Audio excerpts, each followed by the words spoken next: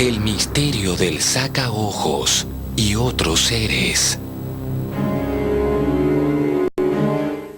Pienso que quizás no existan en el mundo seres más salvajes y terribles que los pistacos. Por empezar, no matan directamente ni roban órganos tras una operación limpia y con anestesia. No, ellos vienen por la grasa de sus víctimas. A veces primero asesinan y degüellan a la víctima antes de cocinarla para extraerle la grasa. Otras los mutilan cocinándolos a fuego lento con la persona viva que, más tarde, es abandonada en estado de total atontamiento, convertida en hueso y pellejos, para agonizar un par de penosos días antes de morir. Otro de los seres que atormentaban las zonas del Perú, y ya no solo de Lima, sino de los Andes, y lo que nosotros podíamos considerar como un antecedente del sacaojos, es el ser que se conoce con el nombre de pistaco, nucac o degollador. Su forma era la de una persona quizás de apariencia aria, anglosajona, rubia, que no robaba los órganos, sino que atacaba directamente a las personas para quitarle la grasa. Estos personajes que aparecieron a posteriori del descubrimiento y la conquista eran, como su nombre lo indica, personas que cruelmente degollaban a los aborígenes, a los hombres dueños de esta tierra, ya que sus vidas apenas valían 5 pesetas. ¿Y cuál era la finalidad? Era la de obtener la grasa de sus cuerpos humanos con fines comerciales, posiblemente para industrializarlos en la fabricación de jabones o velas o otros menesteres. En todas las épocas, en Perú se han contado historias de pistacos en las ciudades, pero últimamente, a fines de los años 80, atacaron masivamente. Los pobladores de Ayacucho, por ejemplo, estaban convencidos en 1987 de que el entonces presidente Alan García había convertido esa región del país en un coto de caza para los pistacos.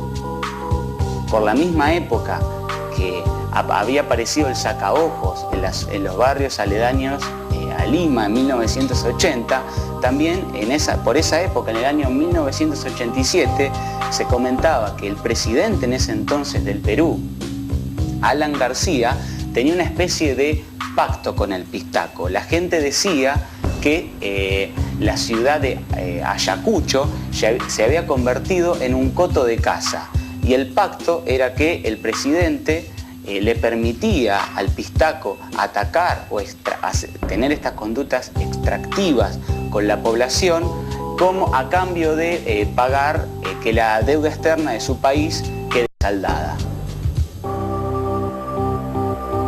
No importa que uno se resista a creer algo semejante, el rumor estaba en las calles.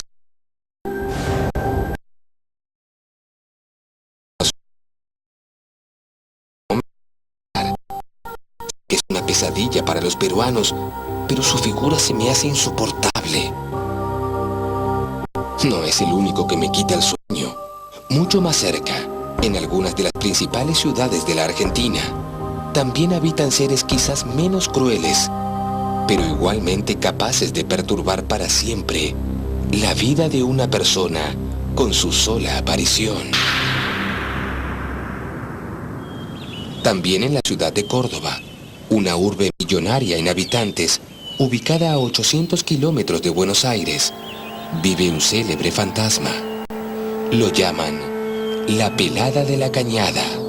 Se cuenta una leyenda, es un mito popular que habla de un aparecido, uno de los más populares mitos de Córdoba, que habla de la Pelada de la Cañada. Lo que se sabe de ella es que es un fantasma, una aparición que hasta el día de hoy hay muchos que afirman que sigue estando y sigue apareciendo en las inmediaciones de La Cañada, que es una parte de la ciudad de Córdoba donde hay un río encauzado que atraviesa por el centro de la ciudad. La Pelada de la Cañada es un personaje muy famoso entre la gente cordobesa, especialmente la gente antigua, la gente que tiene entre 70 y 85 años. Muchos afirman haberla visto. La gente más joven no la recuerda más que por lo que le contaron los abuelos, pero siguen hablando de ella. Se empezó a hablar de una aparición de una joven mujer, un ánima, que se la veía de espalda como una joven mujer, pero cuando se daba vuelta asustaba porque el rostro era muy avejentado.